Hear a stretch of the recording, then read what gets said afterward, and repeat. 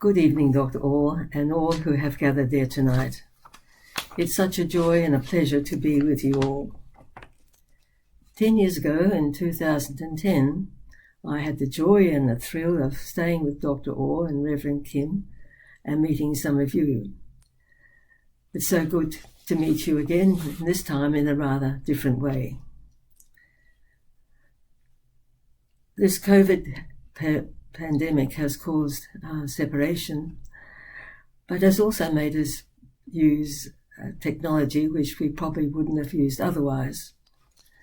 In 2010, who would have thought that in 2020, I in Melbourne and you in Lima could have met in this such quite direct way without travelling thousands of kilometres. Zoom has been wonderful. This COVID pandemic has caused separation in so many ways, and that is our relationship with God. COVID does not separate us from God's love. I was very surprised and honoured when Dr. Orr asked if I could share something with you. And I tried to think what I could share. It's so long since I've done something like this. But my time in Korea as a medical missionary remains deep in my memory, and I thought perhaps I could share some of the things that I learnt there. Many times I have been asked, why Korea? What made me go to Korea? Well, the short answer is that a doctor with some obstetric and gynecology experience was needed in 1964, while Dr. Helen Mackenzie, the co-founder of the Ilsim Women's Hospital in Busan, Korea, came home on furlough. So I went to fill that position for 1 year. That's the short answer. The long answer is that I believe God was preparing me for this place over many years. As a young person, I believe that God had a plan for my life. And when at the age of 15, I felt a definite call to missionary work, then into medicine, and therefore a medical missionary. This was with me all my years during my training, and after graduation and internship, I did 1 year of obstetrics and pediatrics. As a woman, I felt that would be probably my major role as a medical missionary. But then it was 3 years postgraduate, and I still did not know where God was calling me. And then I felt that it should be right that I could do further years in obstetrics and gynecology, become a specialist. But I felt it was taking so long to get to the mission field. Just as I was preparing to do my exam, I met Kath Mackenzie, the sister of Helen Mackenzie and co-founder of the hospital. She was home on furlough, and during that time she was looking for a doctor to go the following year so that her sister Helen could come home on furlough. We talked about it, and I said I would consider it after I had the exams. I passed. There was still no one else to go to Korea, so I felt that this was God's calling to me to go, and I went the following January. I went thinking this would be the final step in my preparation for working elsewhere, but it turned out differently. I loved my time there. I enjoyed working medically. It was so challenging. I enjoyed working with the staff. I made good friends with the other missionaries there. So at the end of that year, when the mission board asked me whether I would consider staying on permanently, I found it very difficult to answer. Was this actually God's calling to me, or was it just me? Did I want to stay there because I enjoyed it so much? But after much thought and prayer, I believed it was God's calling. And this was affirmed for me when Helen told me that the staff had asked her to ask me to stay. How thankful I am to God for those wonderful years I spent at Ilsin. These were my first two things I learned in Korea. God does lead, although it is often not obvious. If I hadn't specialised, I really wouldn't have been any real use, continuing use at Ilsin. I even did my training at the hospital where Helen and Kath had trained and worked, and so that made it so much easier for us to work together. I also learned that it is not only the difficult things, the things that we do not want to do, that is God's will, but that God does lead us in pleasant places. Just to give you a brief history of the hospital, it was started in 1952 at the end of the Korean War by Helen, the doctor, and Kath, the nurse midwife, with a staff of 5. Miss Yu, a nurse and come translator, Miss Pang, who is a deaconess at the Pusanjin church, who was the hospital chaplain and office manager, and Miss Kim, who was the cook and come cleaner. It opened with 15 beds in the kindergarten hall of Pusanjin Church, the church in which Helen and Kath had been baptized as children. Their parents had been missionaries there in Busan. Busan was in a refugee situation when the hospital was opened, with people just living anywhere they could, hospital sheds, under bridges, anywhere. And the advice from the Korean government and from UNKIRK was that the greatest need was for maternal and child health, Helen and Kath's expertise. The greatest needs were a place for women to have a safe delivery, for nurses to be trained in obstetrics, in nurse midwifery, and for women medical graduates to be trained in obstetrics and gynecology. The hospital grew rapidly, and in one annual report, Helen asked, "How do you stop a snowball growing?" Some statistics. When I arrived there in January 1964, the number of deliveries was 1,230. In 1984 was 7,000, and by 1992 was 10,331. It was busy. The numbers are much less now as birth rate has decreased and there are many other hospitals open. For medical education, these by 1992 figures, which just at the time I was leaving, 1,916 nurses have been trained as nurse midwives and 66 doctors as obstetric and gynecology specialists. It has been my great joy to have continuing relationship with many of the doctors and nurses and other staff. It certainly was a privilege for me to work alongside Helen and Kath before they retired, the two most remarkable women I have ever known. They had grown up in Korea as their parents had been missionaries there, and they had always wanted to return, from an early age they wanted to return as medical missionaries. They were frustrated many times. They were ready in early 1940s, but then was the World War II. At the end of the war, Korea was still not open, and they answered a call from the Christian church in China to work in the southwest province of Yunnan. They had to leave there in 1950 because of the communist takeover. But they thought, well, now they could go to Korea. But then it was the Korean War. They eventually got there early in 1952, back to their hometown of Busan, and commenced their amazing medical work. Now back to things in Korea. One of the most important things I had to learn was language.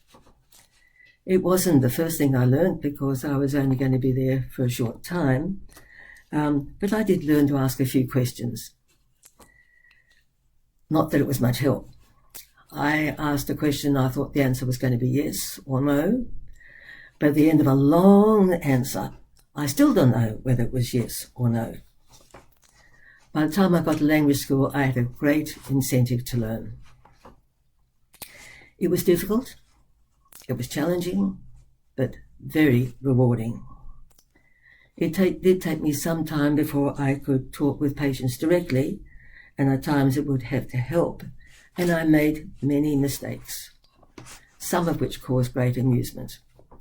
I still remember the time doing a postpartum ward round when I thought I asked the woman when the baby's waters had broken. But I had used the wrong defining word for water. Instead, I asked her, when had the boiling water come out? There was a large ward, 30 beds, and everyone burst into laughter.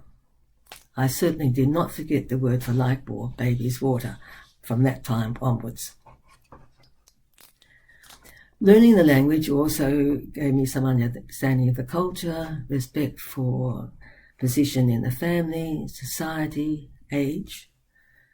On that language school, we also learned something of the rich and ancient history of Korea, and my tutor was an art lover, and she introduced me to some of the arts, particularly Celadon, which is very special.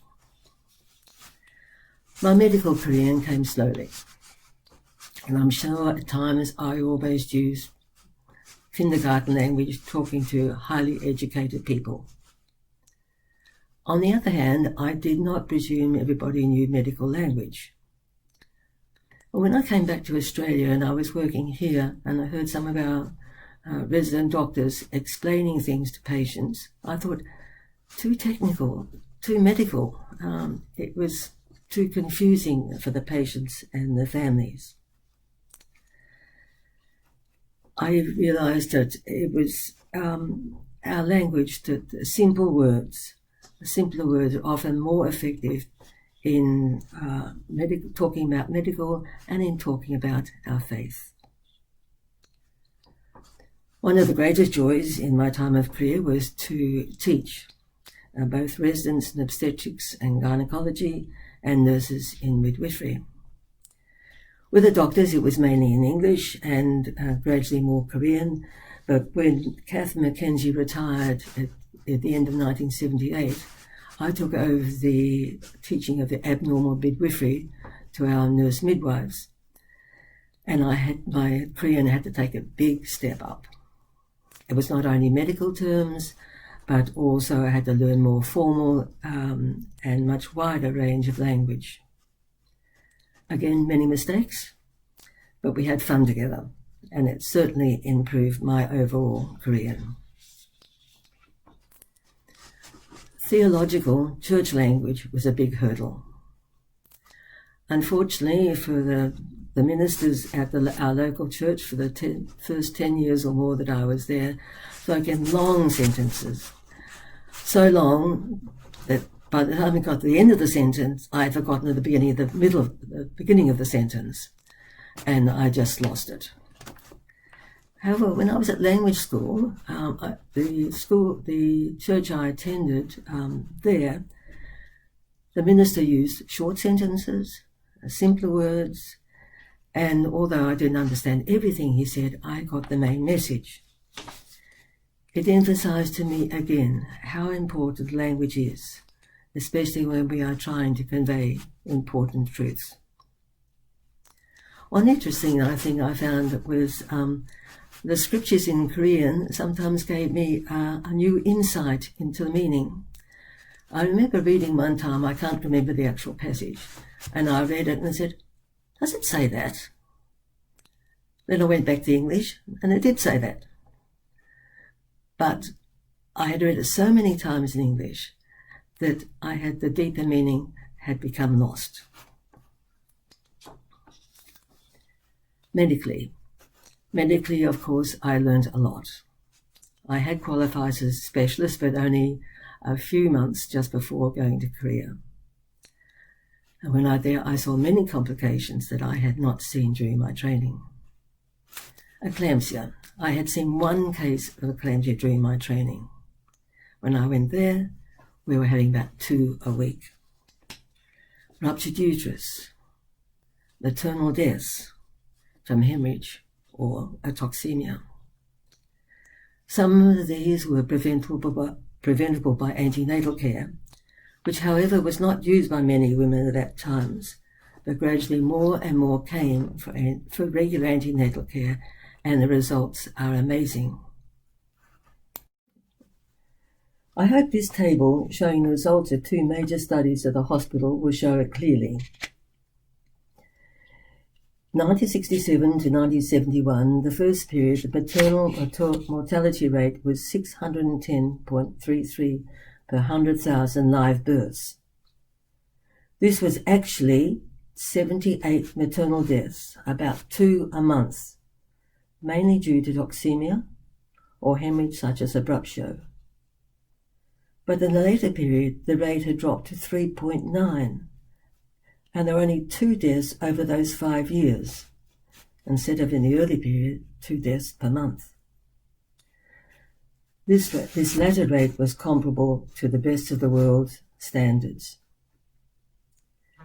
Perinatal death rate showed a similar marked improvement, from 74 per 1,000 births to 17.4.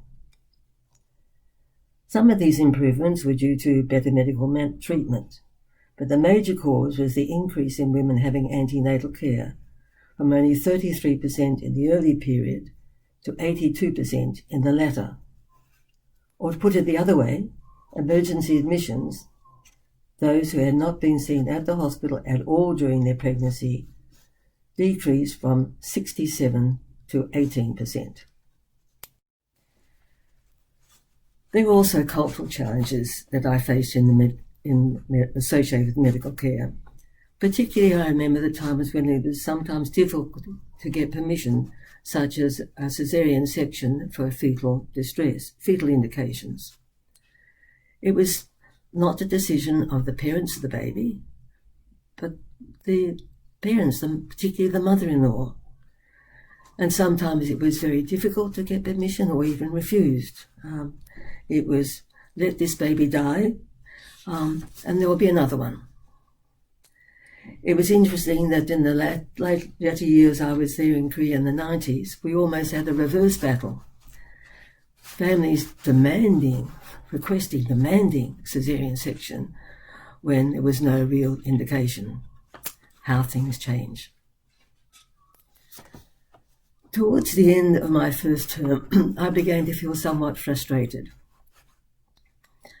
I saw Mrs. Kim, Mrs. Park, Mrs. Lee at antenatal care, but I had no idea what happened to them later. Among our patients, there was a group of patients having had a complication of pregnancy with trophoblastic disease, and sometimes this could become malignant. So any woman who had that needed close and continued follow-up. It was decided to set up a special clinic for these women, trophoblastic disease, or TD clinic, we call it short. And I was put in charge. Well, it was great for me, and it was a mutual benefit. I had continuing care of these people, and the women did not see a different doctor every time they came to the hospital.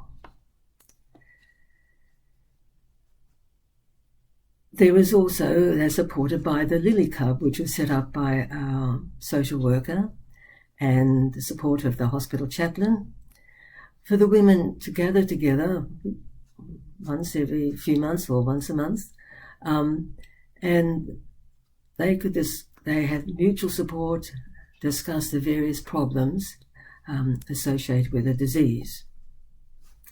I saw some of these women for many years. One woman I especially remember, she had developed the malignancy, choriocarcinoma, after the birth of her second baby. She responded well to treatment, was cured, and came well for follow-up. Each time she came, her little boy, her first child, came with her. One day, he asked, I drew a cat for him. And each time he came after that, I had to draw another cat. One day he said to me, can't you draw something else? So we tried a dog, but we both decided a cat was better. And then he went to school, but he gave his mother instructions to bring a drawing of a cat home each time. Then his little sister grew up and she asked for a drawing of a cat. I have never had, nor ever will, have so much appreciation of my drawing skill. It was that long-term relationship that meant so much to me. With my interest in that disease, we gradually expanded our clinic to an oncology clinic, low power rather than the high power. And from that, I developed a further interest in palliative care. The interest in palliative care started with what I felt as my failure to support patient and the family when treatment failed and death was inevitable. Early on in the management of trophoblastic disease, or choriocarcinoma particularly, there was considerable drug toxicity, and some patients failed to respond. Fortunately, drugs improved and treatment rate increased with almost 100% cure rate. But it was those patients that I felt I had failed that made me want to find a better way to support patients and family in the terminal phase of the illness. In my last 2 years of career, I did some palliative care training in UK and then started a palliative care clinic at Ilsin. This is the beginning of the palliative care beginning throughout Korea, and thankfully it has continued to grow, expand, and was also the beginning of a change in my life, from being involved in the care of those at the beginning of life to those at the end of life. I had a very special privilege. Of course, a special part of my life was the opportunity to teach, and was my major role at the hospital. I had been mainly a learner until I went to Korea and then became a teacher. It was such a rich, enjoyable, challenging, rewarding experience. And it was thrilling to see the things that I taught being actually carried out. And even more thrilling to see those that I had taught teaching others.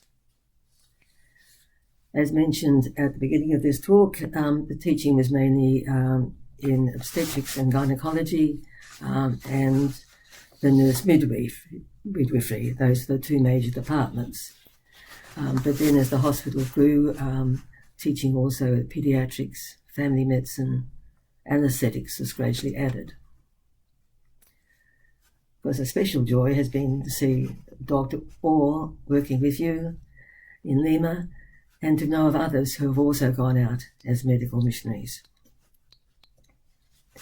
Before I went to Korea, I had the vision as a role as a medical missionary, a missionary doctor, being doing the medical work and the evangelistic work.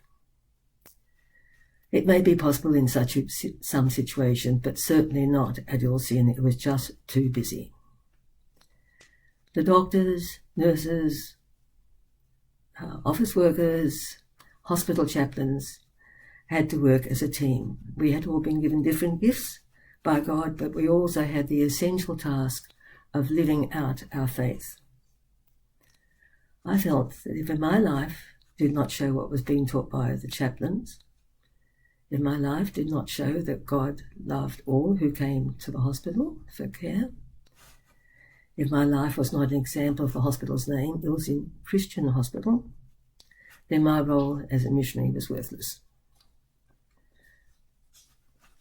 I was surprised when I returned to Australia to hear some Christians talking about their life as almost two parts, their secular life and their faith life.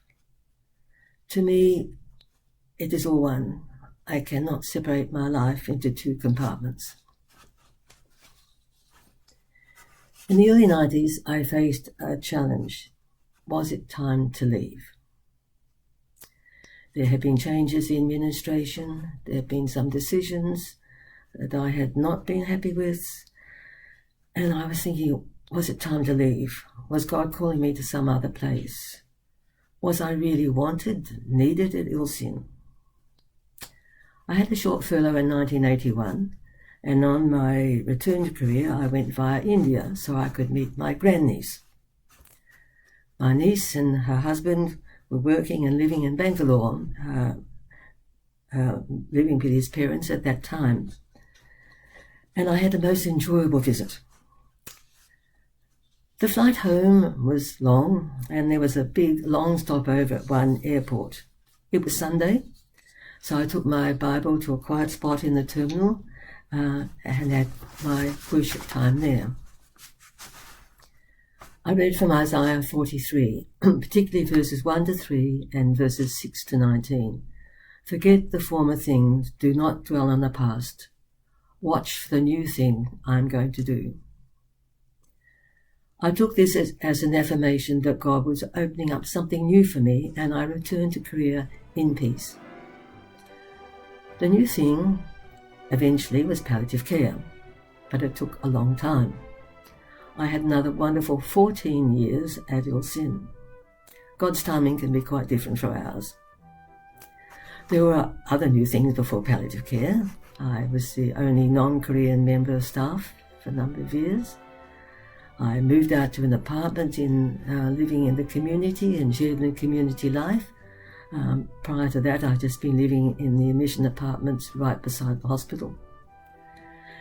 And I owned and drove a car. All quite exciting. But eventually it was time to leave, and I returned to Australia in November 1995, just on 32 years after I first arrived. The timing was particularly related to age. The age for retiring for senior staff at the hospital was 60, and was also 60 for single women missionaries by the mission board, so I was preparing for that. I actually retired a little bit later at the age of 62. But again, I felt it was God's timing, and I commenced a very busy and fulfilling life in palliative care back in Australia. However, in some ways, I never really left Korea.